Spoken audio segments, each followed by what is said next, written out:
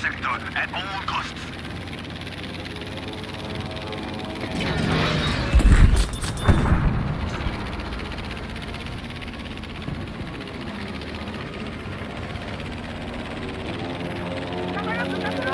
Soldiers, we have lost objective Baker.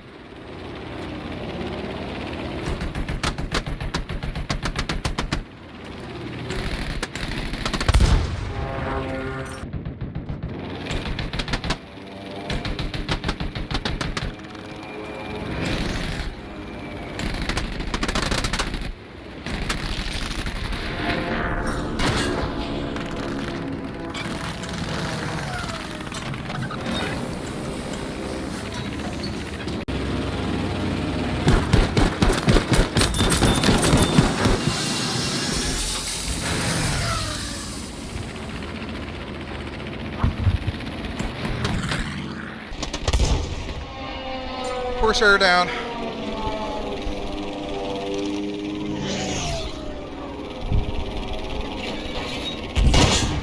Tank down. Can you help us to see? Got Corsair on my tail, but yeah.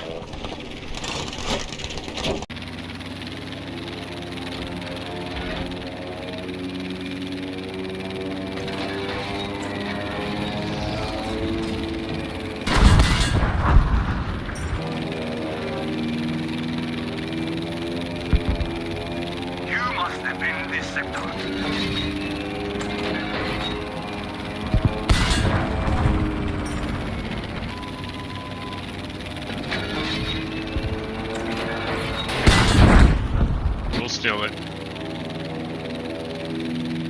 Be aware that objective Haber has been lost.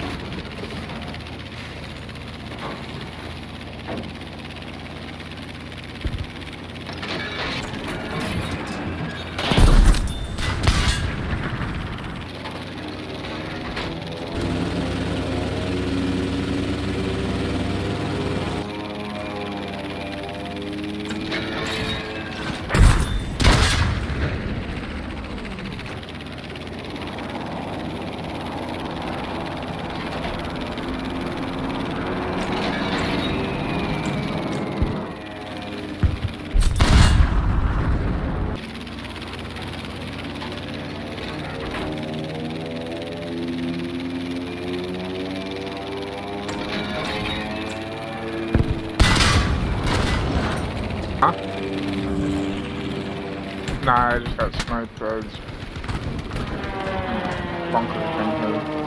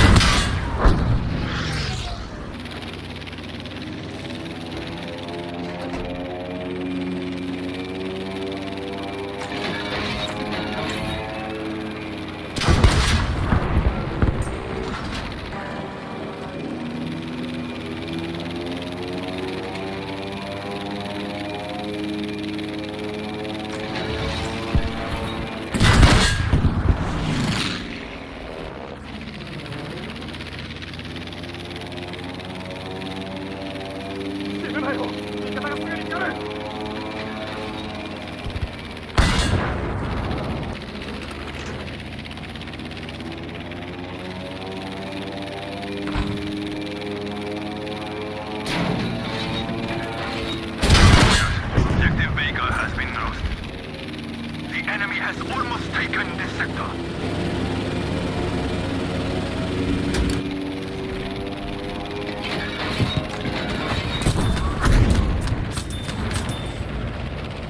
Freaking rocket launcher, or whatever thing this is.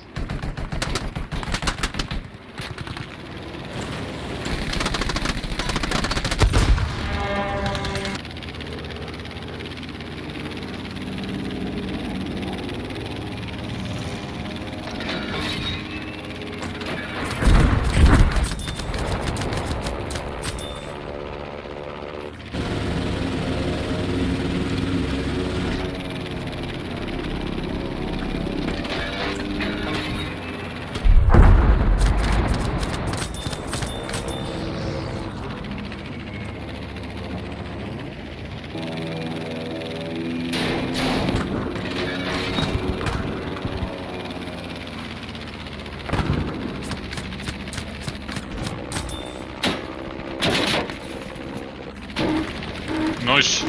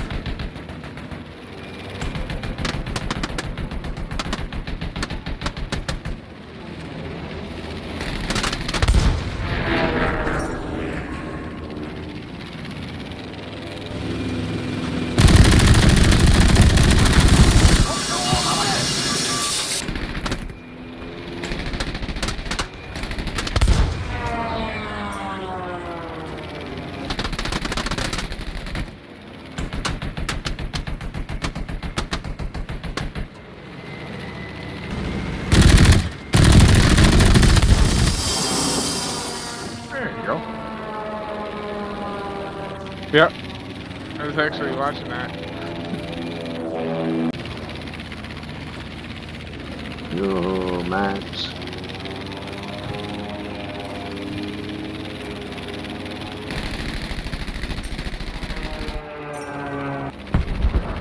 Shit, oh, of course. Oh, wait, it's on me.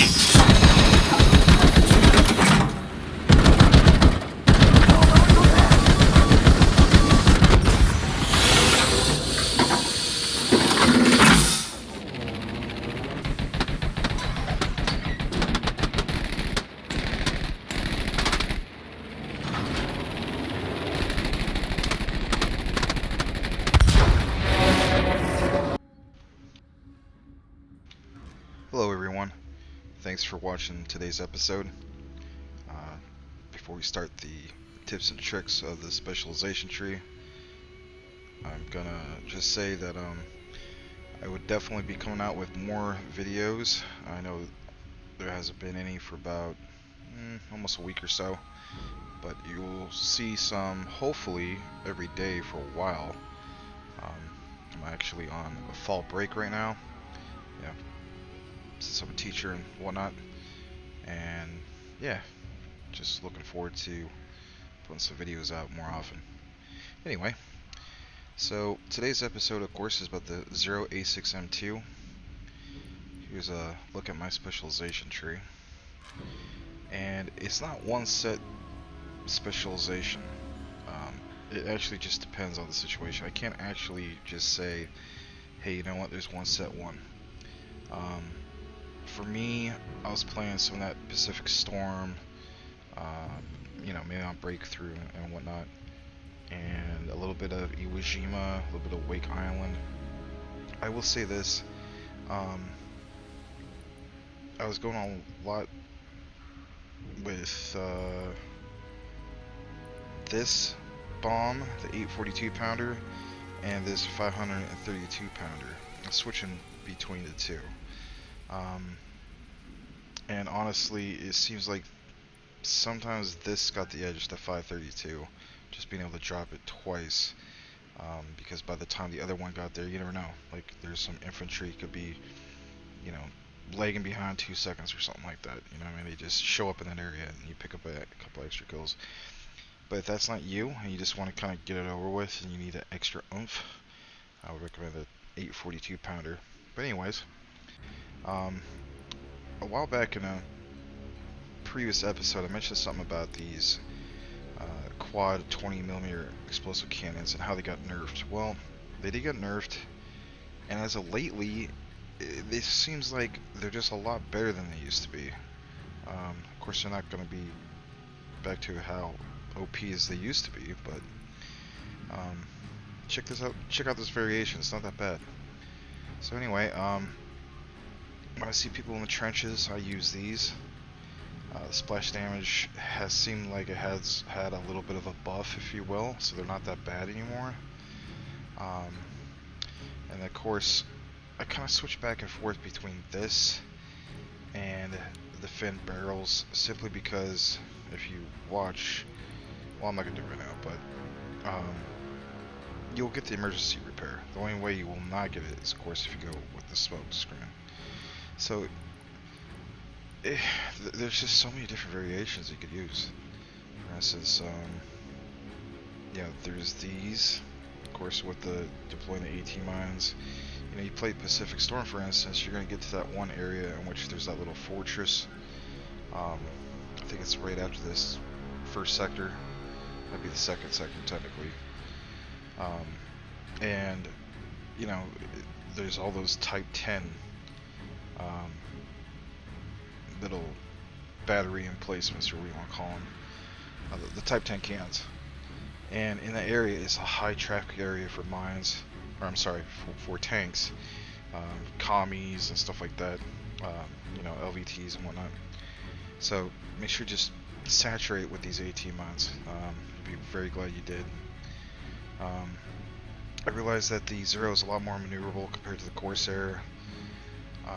So some people might have that too. Well, just go with the increased ammo capacity. If you're able to stay alive that long and you see yourself cooking through the ammo, then, you know, that's up to you. For me, my playstyle, I went with the control surfaces because I just needed a little bit more maneuverability. But anyway, another thing I was going to show you is I also went with this side, 4X LMGs, the high altitude propeller, and then comboed it with the smoke screen. Whether, you know, you're one of those pilots that agree with that or not, it just seemed like sometimes you need to be higher up to have a chance against the AAs, especially there's like 2 or 3 AAs and you got, you know, Corsairs after you. It's just, you kind of need it. But I finally had a use for the 2X Incineratory Bombs for the first time since they originally introduced the Pacific Theater. So the tips I'll give you for that are to use, or I should say, is to use this on Iwo Jima. Breakthrough. Not so much a conquest, but if you're fortunate enough to play the map on Breakthrough, and I would even recommend this if you're using Corsair, the Nemesis version of this plan. Was it the F4U1A? But anyway, again, a different episode for that. So if you're fortunate enough to see the Marines starting to storm Mount Suribachi, it's getting towards the final sector, do yourself a favor. Before you hit that spawn button to spawn out in the sky with your plan, go to what says Customize, hit reset, which will reset all this, and go with this side of the tree. If you want to curve over like this, you know, literally curve over, like see how my mouse is doing that, you can. Or if you want to do the far right, that's fine too. What I was going to mention though is the reason why I'm putting a little emphasis on the Incineratory Bombs is because it's just something about them all grouped together, top of Mount Suribachi. You know what they're going for, and the spread of the flame works out pretty well. For what I noticed, I don't know if it's something with physics, but the first sector, right, where the Marines are storming the beachheads, I don't know if it's windy or I know it sounds like a crazy thing to say, but it's just not that effective. It makes you wonder if that dynamic to the game exists, if you will. So at the very top of the mountain, very well, like again, very well effective. Bunch of people were at the top. They're all grouped together. Drop these.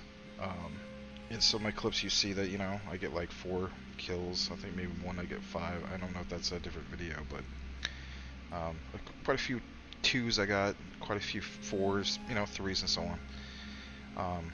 But yeah, give that a shot. Besides Mount Suribachi, where it was another area you could drop these and be very effective, I would definitely say like trenches. You know, it's going to sweep through infantry on the trenches. If somebody's in a pillbox, for instance, like Wake Island, that final sector where you're trying to, you know, take over, you know, drop this and have it sweep through, take out the guys in the pillbox. Also, you know, little bunkers. Don't bomb right directly on top because, you know, you're not going to really do much. You want to bomb these entrances. So what will happen is if they're at the entrance or the exit, it hits that area and it kind of sweeps through. So, and again, it's about your momentum. So if your angle, you're coming down on a bunker, or you come down on a pillbox, trenches and so on. So, you know, if you're headed from the east and you're headed west, right to left, well, the angle is going to push in that direction that you were forcing it through. And there's other little tips too, like if you see like a flag waving and it's blowing to the right, well, you know, your incendiary, or some people just call it napalm, like World War II version napalm, you know, it might actually blow out. It's a crazy thing, you know. Some people might say, well, you're just full of it. Well, that's okay too. But play with it yourself. I don't use this all the time, but man, Mount Suribachi, trenches, so on, it's on the fly, you know. I'm not saying to always use this loadout with the incendiaries, but it's definitely worth it. But anyway, I combo it with the flares, because of course, you know, it just helps your team out. I mean, if you're going to be focusing on infantry, then you do want to be able to get the flares going, because obviously there's other pilots up who will need your help in that category. I usually never go with the radar package because my attitude is, if you've been flying long enough, you should know where the enemy is up in the sky anyway. And you just kind of need a little bit more maneuverability for this particular Zero compared to the A6M2, which has way more maneuverability. For some reason, this one just kind of seems like it needs it. So, yeah. As you saw in the clips, you know, I got a lot of great dive bombing going on. I did decent in dogfights, I'll be honest, this variation of the Zero, if you're going up against a guy who has an F4U Corsair, was it 1C? The one that has, you know, the 8X rockets and so on. If you go up against a very experienced pilot, or especially like an ace pilot, you're gonna have a really hard time. You know, if he has a supercharger, and you know, increased maneuverability, and just he's probably gonna win. This is mainly designed for you focusing on tanks and stuff like that, not necessarily for dogfighting. So I know you see that in the course of the video, but I mean, if you're going up against the, you know, Corsair variation of, you know, your nemesis basically, then of course, you know, you're gonna have a fighting chance. But when you go up against those, you know, Corsairs that are, you know, stacked with 8X and 8X rockets and supercharger, yeah. So I didn't think I'd go that much more further in depth. I know that was kind of a lot to go over. But yeah, you know, leave some comments on what variation you use. Once in a while, I personally use the engine upgrade. You know, I get kind of impatient and just want to get over to the target. But, you know, this is definitely one of those planes in which you're constantly switching it back and forth depending on what map you're on, what sector you're at. If you're just a Conquest player, then of course maybe this doesn't really apply to you and you just want to have one set tier, you know, for your specialization tree.